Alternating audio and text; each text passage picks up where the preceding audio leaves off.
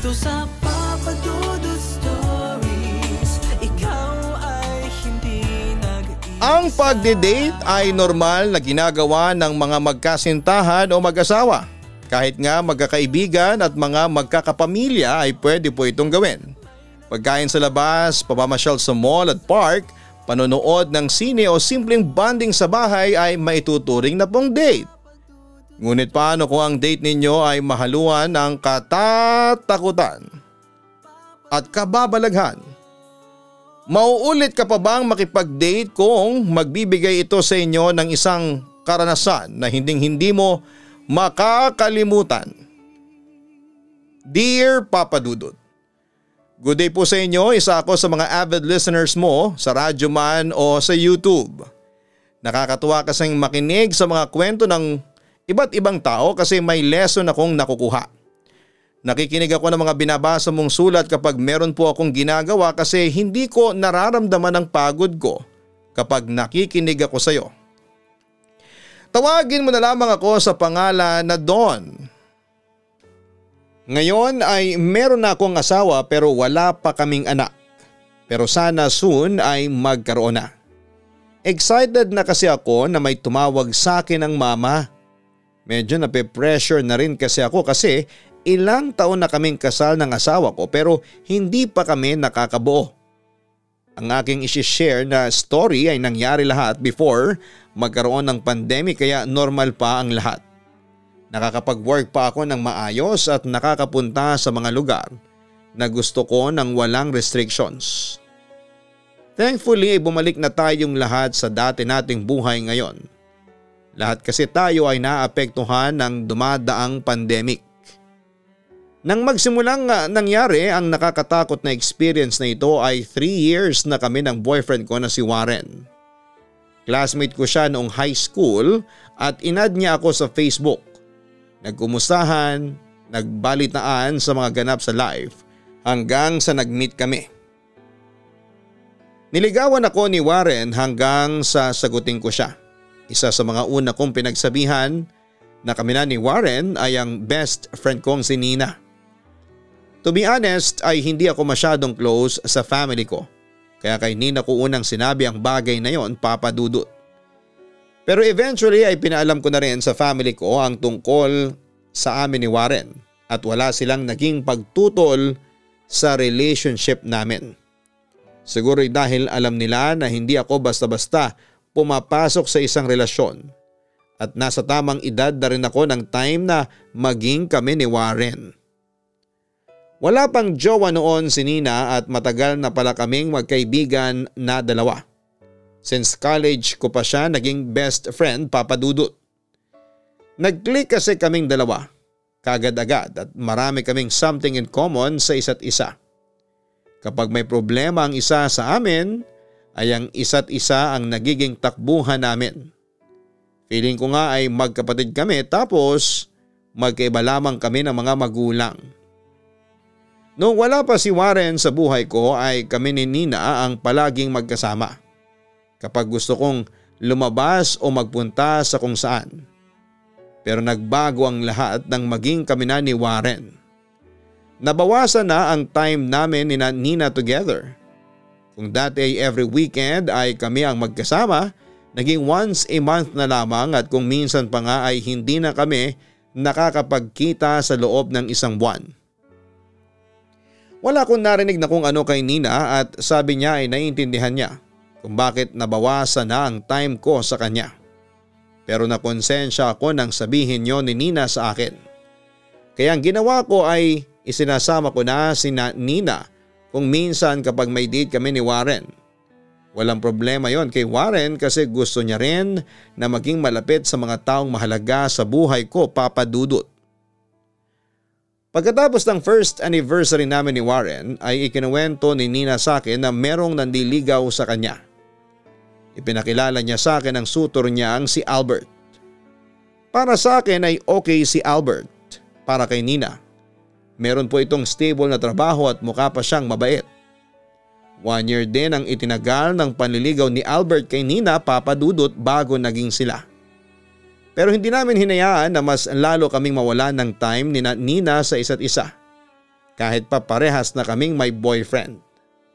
Ang ginawa namin ay nag-double date kami kung minsan para magkasama pa rin kami ni Nina sa mga ganap namin sa buhay.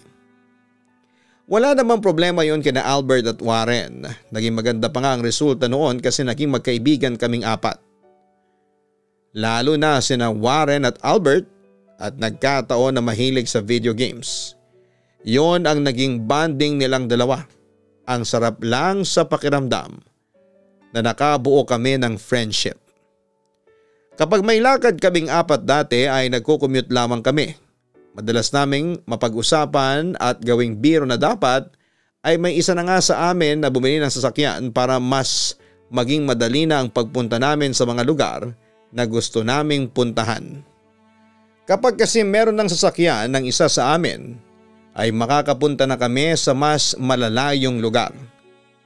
Pero alam ko na wala sa amin ni Nina ang bibili ng sasakyan kasi parehas kaming hindi marunong mag-drive. Kung meron man ay alam kong isa yon kina Albert at Warren kasi nagda-drive sila. Biruan lang naman ang bagay na yon, Papa Dudut, at hindi ko alam na seseryosohin yun ni Albert. Masayang sinabi sa akin ni Nina na nakabili na si Albert ng kotse. Second hand yon pero wala raw problema kasi maayos yung kotse na nabili ni Albert. Wala pa raw kasing kakayahan na bumili si Warren ng brand new pero may balak ito pagdating ng panahon. Kapag nakaipon na ito. Unang beses naming nakasakay ni Warren sa kotse ni Albert at nung may pinuntahan kaming bagong bukas na restaurant na gusto naming puntahang lahat ay double date ang ganap namin ng time na yon, Papa Dudut. Naging sunod-sunod na ang mga lakad namin noon. Mas naging madali para sa amin ang pagpunta sa kung saan-saan. Komportable pa kami, syempre. Nagsishare kami ng panggas. Nakakahiya naman kung sakay lang kami ng sakay. Until nagkaroon kami ng pag-uusap ni Nina. Girl, parang ang sarap magbakasyon next week, no? Sayang ang long weekend eh, ang sabi ni Nina sa akin. Sa bagay, kesa naman nasa bahay lang tayo, nakaka-board yun, sang-ayon ko. Eh di sasama ka na, saka si Warren. Tanong ni Nina.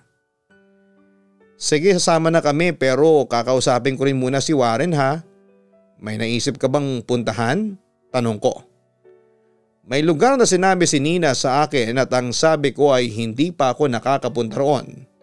Pero matagal ko nang gustong mapuntahan yon. Hindi lang talaga ako nagkakaroon ng pagkakataon, Papa Dudut. Nakapunta na doon si Nina pero 2 beses lamang at commute siya.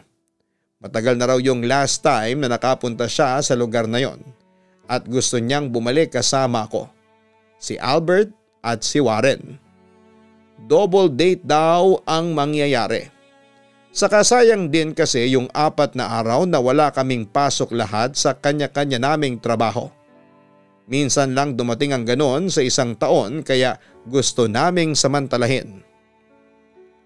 Si Nina ang kumausap kay Albert tungkol sa plano namin at pumayag si Albert. Habang ako naman ang kumausap kay Warren. May lakad sana kami ng mga kaibigan ko sa long weekend eh. Gusto nila na magbatangas kami. Beach yata ang pupuntahan namin, ang sabi ni Warren. Ganun ba, Eddie? Hindi ka pala makakasama sa amin? Malungkot kong wika. Siyempre sa inyo ako sasama. Kakausapin ko na lang yung mga kaibigan ko. Ngayon lang kasi tayo makakapag-travel ng 4 ng malayo eh. Saka once pa lang ako nakapunta sa lugar na yon. At gusto kong bumalik na kasama ka. Sagot ni Warren. Sure ka ba? Hindi ba magagalit ang mga friends mo sa inyo? Kapag hindi ka nakasama sa kanila? Turan ko. Hindi yon, akong bahala mag-explain sa kanila. Basta tuloy tayo sa Friday sa pumuntahan natin. Sabihin mo ang mga kailangan nating dalhin para kung wala pa tayo ay mabili na natin bukas ng gabi, ang sabi pa ni Warren. Sobrang saya ko kasi lahat kaming 4 ay magkakasama sa bakasyon na yon, Papa Dudut. Yun nga lang ay medyo kinapos kami sa preparation kasi biglaan yon. Wala na kaming time para makapag-book at nahirapan kaming maghanap sa online. Suntok sa buwan ang ginawa namin at nagkasundo kami. na kapag nandun na kami ay saka na lamang kami maghahanap ng pwede naming pagstayan. Sabi ni Nina ay madali na yon kapag nandun na kami. May kalayuan ng lugar na pupuntahan namin kaya bago pa kami bumiyahe ay nag-breakfast na kami. Nagbaon din kami ng mga pagkain para if ever na magutom kami sa biyahe ay hindi na namin kailangan na tumigil para bumili at kumain. Madaling araw pala kami nag-start na bumiyahe, Papa Dudut. Madilim pa noon. Sa may backseat kami nakaupo ni Warren. Bago pala kami umalis ay nagkaroon kami ng hindi pagkakaintindihan ni Warren. Paano'y nakita ko sa phone ni Warren na nag-uusap pa sila ng ex-girlfriend niya. Wala na sana kung gana na sumama pero naisip ko sina Nina at Albert na nag-effort para sa bakasyon namin yon. Baka kapag hindi ako sumama ay hindi na sila tumuloy. Ayaw ko namang mapornada ang lakad namin na yon nang dahil lamang sa akin. Nang hinayang na rin ako sa mga binili ko para sa bakasyon na yon. Kaya nang sumakay kami ni Warren sa kotse ni Albert ay napansin kaagad ni Nina na hindi kami okay. Pagkaupo kasi namin ay hindi kami nagpapansin na ni Warren, magkalayo pa kami. Parang Biyernes Santo mukha ninyo pabirong tanong ni Nina sa amin ni Warren. Hindi lang magandang gising namin, sagot ko. Sinabi ko kasi kay Warren na huwag na niya munang sabihin kina Nina at Albert na meron kaming problema kasi baka makaapekto yon sa pagbabakasyon namin. Sabi ko ay magkunwari muna kaming okay at saka na kami mag-usap sa problema namin pagkatapos ng bakasyon na yon. Ako ang nagsabi na gano'n ang gawin namin pero unang sakay pa lang namin sa kotse ni Albert ay hindi ko na kaagad na panindigan. Nang may nadaanan kaming fast food restaurant ay doon kami kumain. Nag-take out kami ng pagkain. Dahil sa wala pa akong tulog ng time na yon, na bumiyahe kami ay natulog muna ako. Sinabi sa akin ni Warren na sumandal ako sa balikat niya pero inilabas ko ang neck pillow ko. At ang sabi ko ay hindi ko na kailangan ng balikat niya para matulog ako. Sa pagtulog ko na yon ay nanaginip ako. Nandun kami sa sasakyan ni Albert pero kami lang ni Warren ang nakasakay. Ang weird pa kasi, ako ang nagmamaneho. Hindi ko alam kung nasaang lugar kami, Papa Dudut. Ang nakakatakot pa sa panaginip ko na yon ay nabangga kami ni Warren ng truck. Namatay daw ko sa aksidente na yon at si Warren lang ang nabuhay. Iyak daw ng iyak si Warren. Nang magising ako sa panaginip ko na yon ay pawis na pawis ako kahit nakabukas naman ang aircon. Maliwanag na rin pero umaandar pa rin ang kotse. O ano nangyari sa'yo? Pawis na pawis ka, ang sabi ni Warren sa akin. Wala dahil lang siguro sa sikat ng araw, katwiran ko. Hindi ko na sinabi sa mga kasama ko yung napanaginipan ko kasi baka matakot sila, Papa Dudut. Huwag ka kasing masyadong nakalapit sa bintana. Tumabi ka dito sa akin, ang sabi ni Warren. Hindi, okay na ako, dito lang ako, pagsusungit ko kay Warren. Huwag ka nang matigas, tumabi ka na rito, nasa side mo ang sikat ng araw. Mainit talaga dyan, ang sabi pa ni Warren. Okay lang ako, sabi, huwag mo na akong pilitin, okay? Sagot ko pa kay Warren. Hindi na ako pinilit ni Warren. After ng halos 1 hour ay nakarating na kami sa lugar na yon, Papa Dudut. Naghanap na kami ng pwede naming tuluyan at nakakita kami ng isang hotel kung saan namin napiling magstay. Kami ni Warren ang magkasama sa kwarto habang sina Nina at Albert ang magkasama.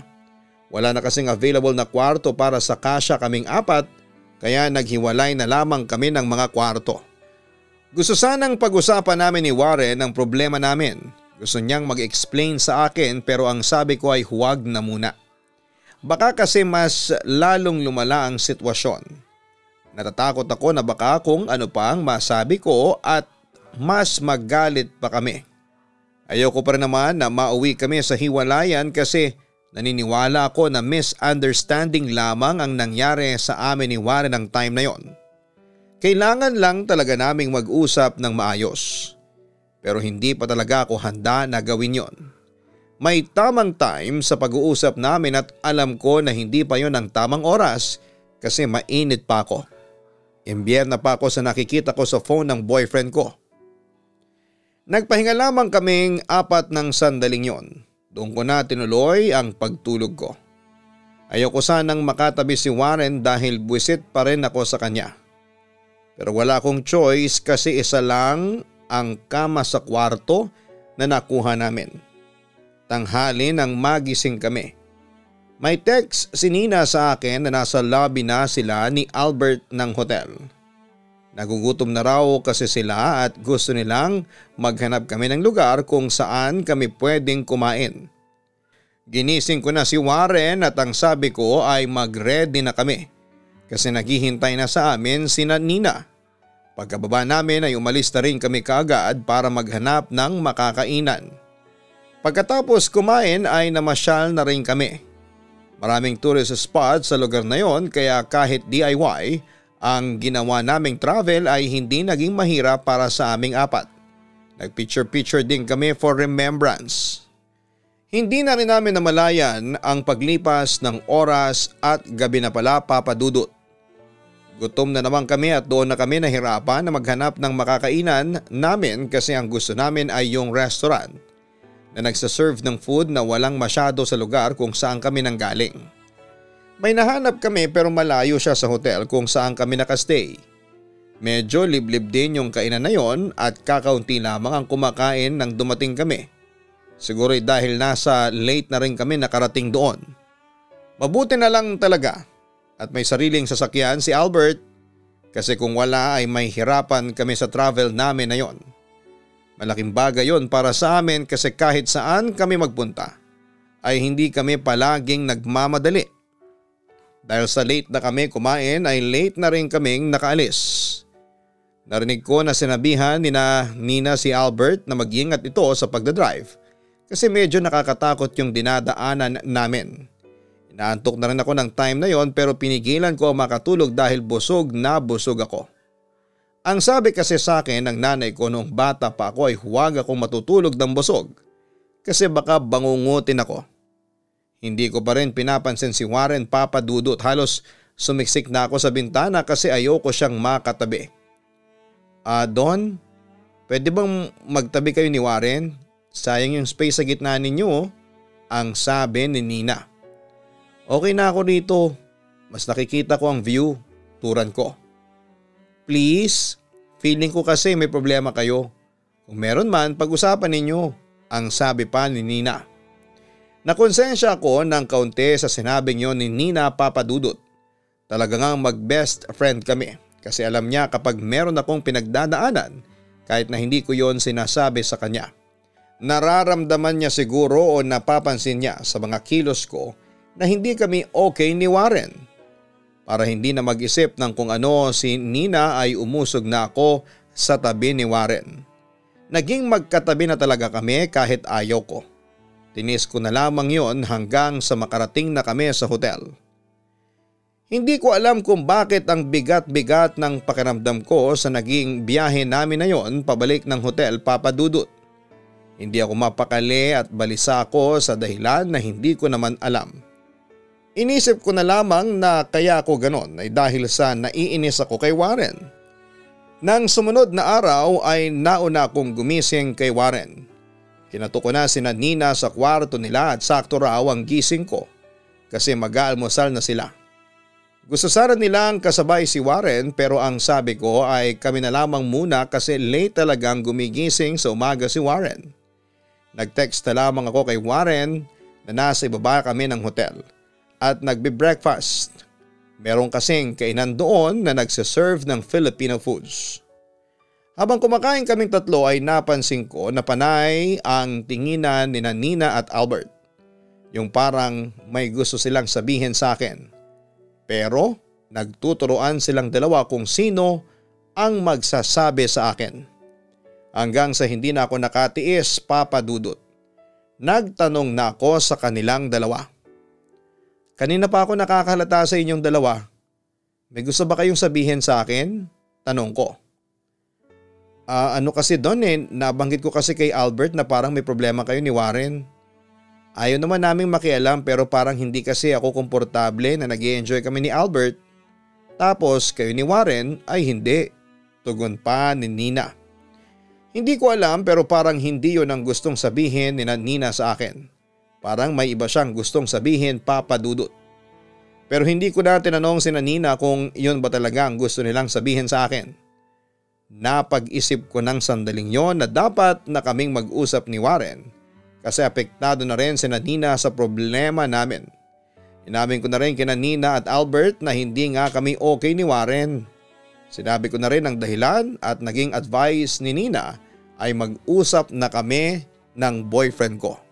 Nang lumabas kaming apat para may puntahan na isang kilalang tourist spot sa lugar na yon ay binigyan kami ni Nina ng time ni Warren para makapag-usap. Doon na kami nag-usap ni Warren ng kaming dalawa lamang, Papa Dudut. Pinakita sa akin ni Warren ang buong convo nila ng ex-girlfriend niya. Ang nabasa ko lang kasi ay yung huling chat ng ex niya na nagsasabi na nami-miss na nito si Warren. Nalaman ko na wala pala akong dapat na ikagalit sa pagchat ng ex ni Warren sa kanya. Para na rin sa peace of mind ko ay blinak na ni Warren ang ex niya at nagkaayos na kami. Nang malaman ni Nina na okay na kami ni Warren ay natuwa sila. Buti raw at okay na kami kasi makakapag-enjoy na kami sa bakasyon namin na yon. Kaya after naming magkaayos ni Warren ay naging totoo na ang saya sa lugar na yon na nararamdaman ko. Gabi na noon at pabalik na kami sa hotel, si Warren muna ang nagdadrive habang ako naman ay nakaupo sa unahan sa tabi ni Warren. Napansin ko na sobrang magkatabi si Nina at Albert sa may backseat.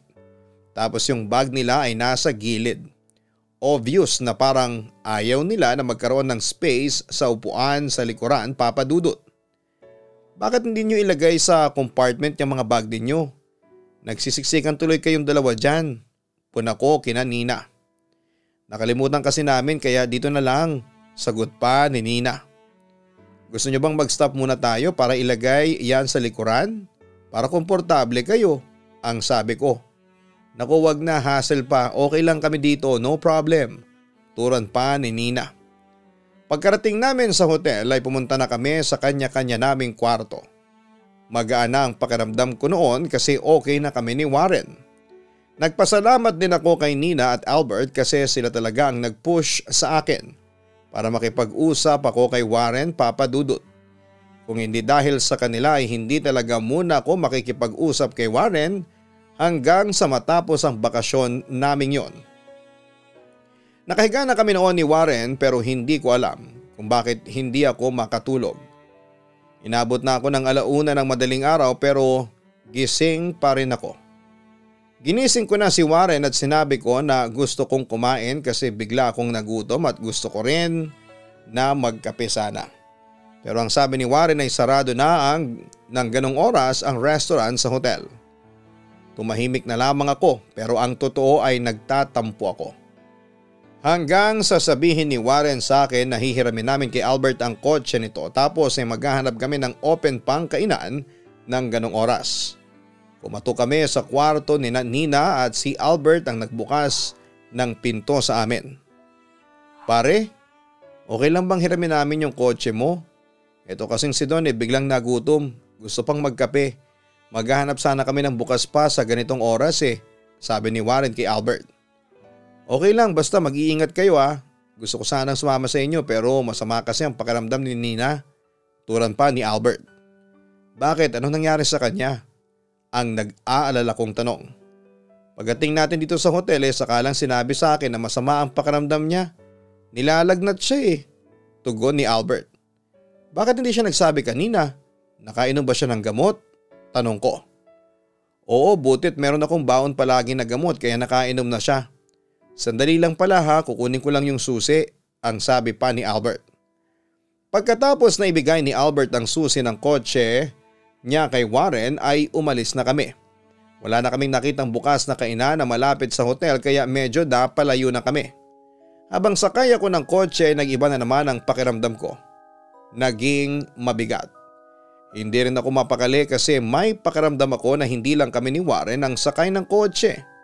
May naririnig kasi akong kakaibang tunog sa backseat kaya napapalingon ako palagi. Ano bang tinitingnan mo sa likod? Kanina ka pang tingin ng tingin dyan, puna ni Warren sa akin. Para kasing may napapakinggan akong kung ano. Wala ka bang naririnig? Tanong ko. Ano kung ano, wala naman akong narinig dyan sa backseat. Alam mo, gutom ka na nga. Kung ano-ano mga napapakinggan mo eh, ang sabi pa ni Warren. May naririnig talaga ako, giit ko. Nawala ng atensyon ko roon nang may nakita na kaming bukas na coffee shop ni Warren. Tinanong niya kung okay na ako doon at ang sabi ko ay okay na. Kumain lang kami ng cake doon at nagkape na rin. Nagkwentuhan na rin kami ng kung ano-ano at inabot kami doon ng halos 2 oras. Ako nang nagaya na bumalik sa hotel kasi baka kapag tumagal pa kami roon ay hindi na kami makatulog pa ni Warren. Habang pabalik na kami sa hotel ay isang hindi may paliwanag ang nangyari sa kotse na yon ni Albert Papadudut. Habang nagbabiyahe kami narinig ko na naman ang kakaibang tunog. Hanggang sa naging malinaw na yon at may narinig talaga akong ungol ng isang babae na parabang nahihirapan o nasasaktan siya. Ano yun? Sino yun? Natatakot at natataranta kong tanong. Ano? Nagtatakang tanong ni Warren. Itigil mo nga muna, utos ko kay Warren na sinunod naman niya. Inihinto na niya yon sa tabi ng kalsada at wala nang dumadaan na sasakyan sa kalsadang yon sa oras na yon, Papadudut. Buwaba ako kahit pinigilan ako ni Warren. Chinek ko ang backseat at compartment sa likod pero wala naman akong nakitang kakaiba. Ano ba nangyayari? Naguluhang tanong ni Warren nang bumalik na ako sa loob ng kotse. Wala ka bang narinig kanina habang nagdadrive ka? May babaeng umuungol sa may backseat eh, sagot ko. Wala akong narinig. Teka, gutom ka pa ba? Kung gutom ka pa, pwede pa tayong maghanap ng makakainan, pabirong sabi ni Warren. Hindi ako nakikipagbiruan, Warren. May narinig talaga akong boses ng babae, sabi ko. Ano ba kasing gusto mong sabihin doon? May multo tayong kasama sa kotse tapos multo ng isang babae yon? Tanong ni Warren habang natatawa. Ewan ko sa iyo, Warren. Hindi mo sineseryoso ang mga sinasabi ko. Nakakainis ka naman eh. Ang naiinis kong wika. Nag-drive na ulit si Warren pabalik ng hotel at nag-play na lamang ako ng music sa kotse para kahit papaano'y mabawasan ang takot ko ng sandaling yon. O kaya ay para hindi na ako makarinig ng kung ano-ano. Natatakot ako sa bagay na hindi ko alam kung ano o Papadudut. Basta yon ang nararamdaman ko ng time na yon. Naalala ko ang sinabi ni Warren na kung ang gusto ko raw bang sabihin ay baka may multo kaming kasama sa sasakyan. Naisip ko na paano kung ganun nga, paano kung meron ngang kaluluwa sa kotse ni Albert. Hanggang sa makabalik kami ng hotel ay iniisip ko pa rin yon. Pero nagpasalamat ako sa Diyos kasi safe kaming nakabalik ni Warren. Hindi na ako pinatulog ng pag-iisip ko habang naghihilik si Warren ay mulat na mulat ang mga mata ko. Wala akong ideya kung na-experience rin ba yon ni Nina at Albert dahil silang madalas na nakasakay sa kotseng yon. Late na kaming nagising ni Warren at halos lunchtime na nang magising ako. Naligo na rin muna ako at saka ko ginising si Warren. Tinawagan ko si Nina at nalaman ko na nakahiga pa rin siya. Nagpadala na lamang sila ng almusal sa kwarto nila dahil masama pa rin ang pakiramdam niya. Dahil sa nagugutom na ako ay inaya ko munang kumain sa ibaba si Warren. Sinabi ko sa kanyang lagay ni Nina at aniya ay baka raw masyadong napagod si Nina sa mga pinuntahan namin. Gusto ko sanang pag-usapan namin ni Warren yung nangyari sa akin sa sasakyan ni Albert pero hindi ko na inopen ang topic na yon dahil sa baka hindi ako paniwalaan ni Warren at mainis lamang ako sa kanya. Pero malakas ang kutob ko na may kung anong kababalaghan ng bumabalod sa sasakyan ni Albert lalo na at second hand yon. Siguro hindi rin alam ni Albert ang history ng kotse na nabili niya. Pagkatapos namin kumain ay pinuntahan na namin si Nina sa kwarto nila. Naawa ko sa kaibigan ko kasi nakahiga lamang siya at halata sa mukha niya na nanghihina siya, Papadudut. Humingi pa siya ng sorry sa amin kasi nasira daw niya ang bakasyon namin dahil sa biglaang pagkakasakit niya. Sabi ko ay wala siyang dapat na ihingi ng sorry kasi hindi naman niya ginusto ang magkaganon siya. Nagsuggest ako na baka pwedeng bumili sina Albert at Warren ng mas okay na gamot para kay Nina sa kaprutas na rin. Tapos kapag magaling na siya kahit papaano ay uuwi na kami.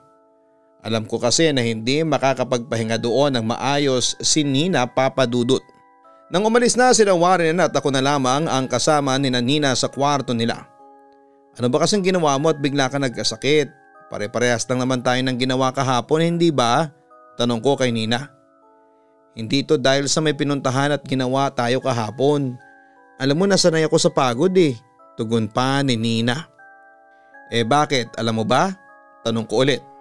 Tumawa muna si Nina bago sumagot. Siguro dahil doon sa babae sa kotse ni Albert. Aniya sabay iling. Babae? May babae si Albert? Naguguluhan kong tanong. Wala, ang ibig kong sabihin lately kasi ay may napapansin akong kakaiba sa kotse na nabili ni Albert.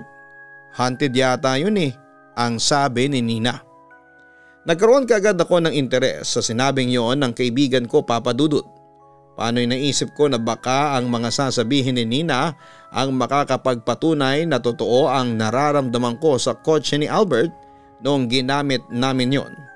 Pero hinayaan ko munang magkwento si Nina at hindi ko muna sinabi na meron din akong na-feel na kakaiba sa sasakyan ng boyfriend niya.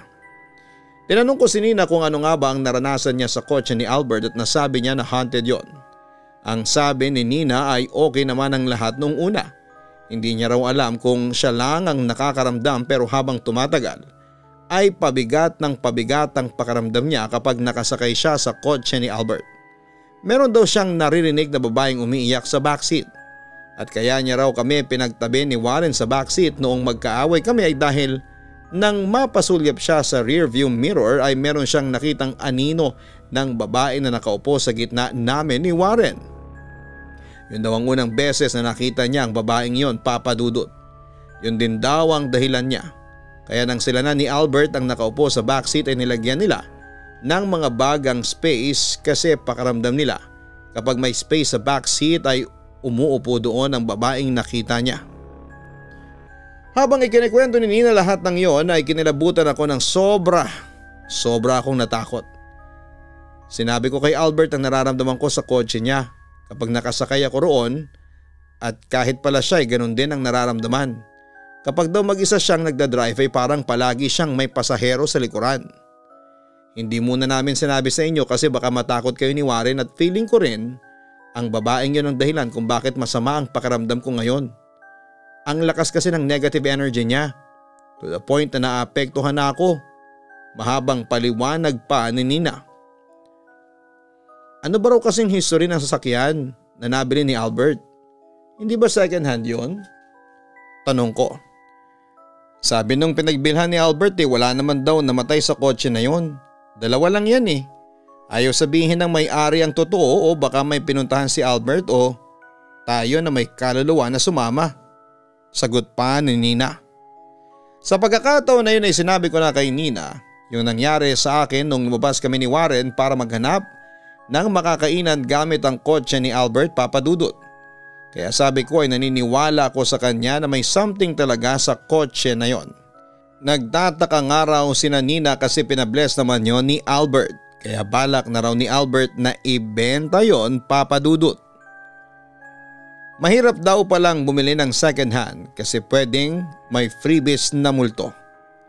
Kaya lamang ay hindi pa pwedeng i-dispatch agad-agad ni Albert ang kotse nito dahil wala pang pamalit.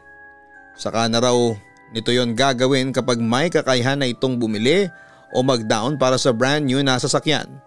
Magtitiis na lang daw sila sa mga pagpaparamdam ng babae doon.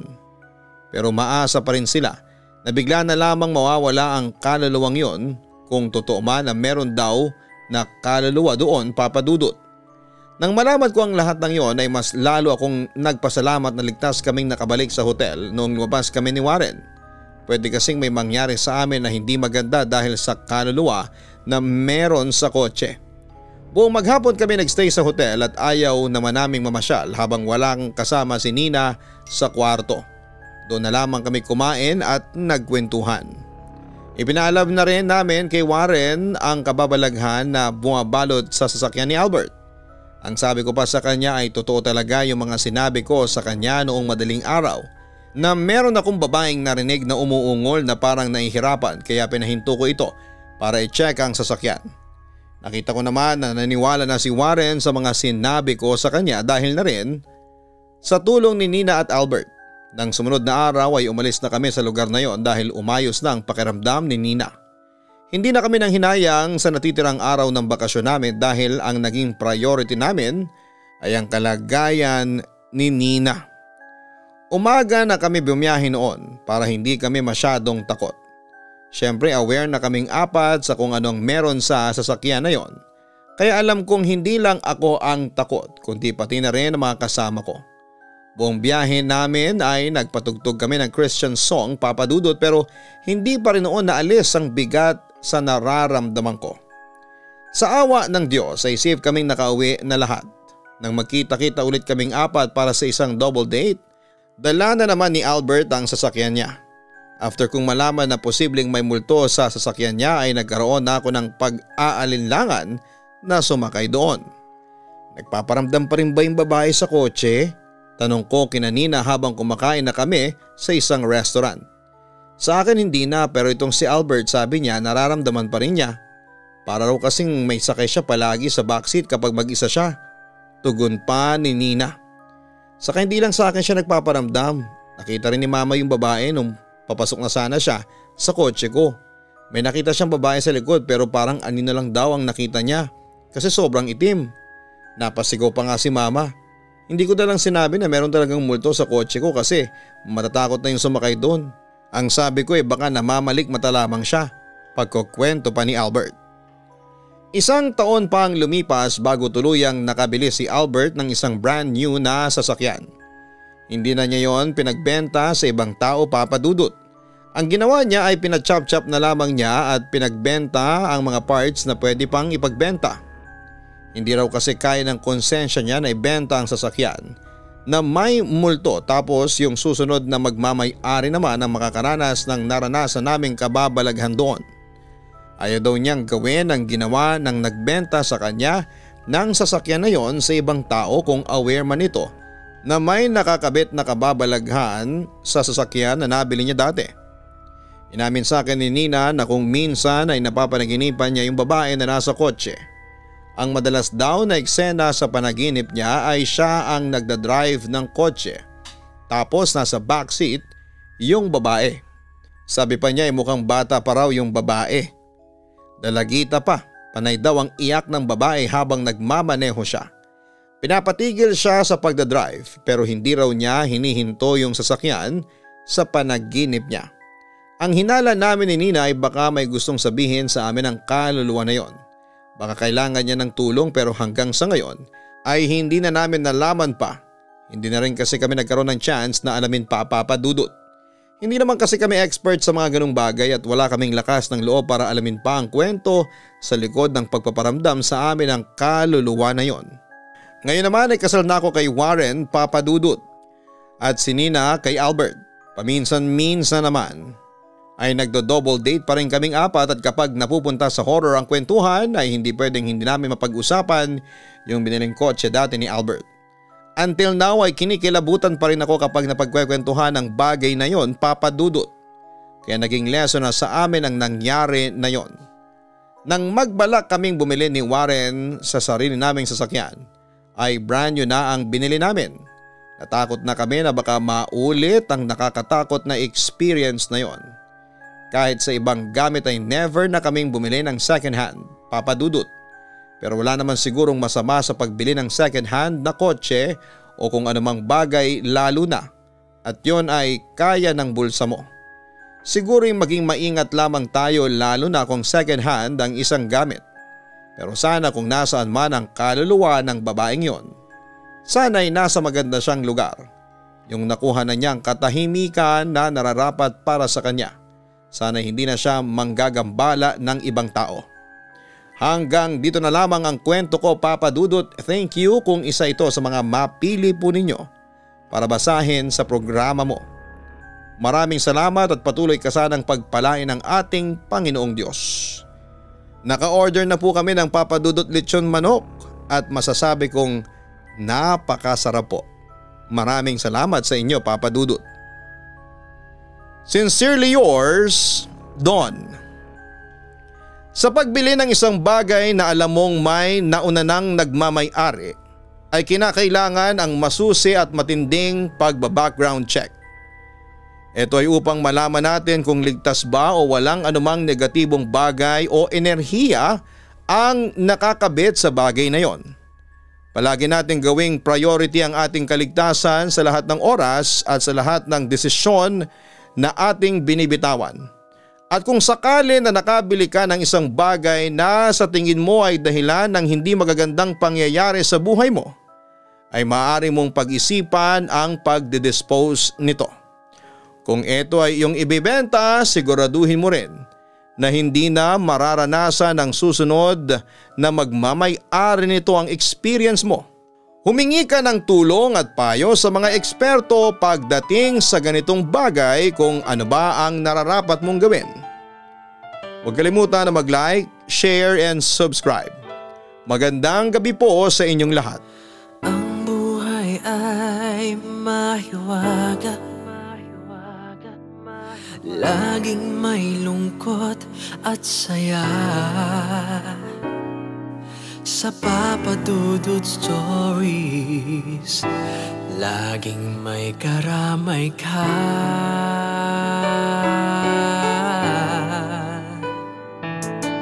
Mga problemang kay bigat, dito ay pakikinggan ka. Sa Papa Dudut Stories, kami ay iyong kasama. Dito sa Papa Dudut Stories, ikaw ay hindi nag-iisa.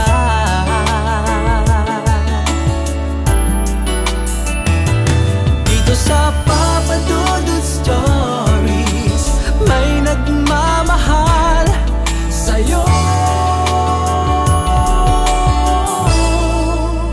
Papa Dudut Stories,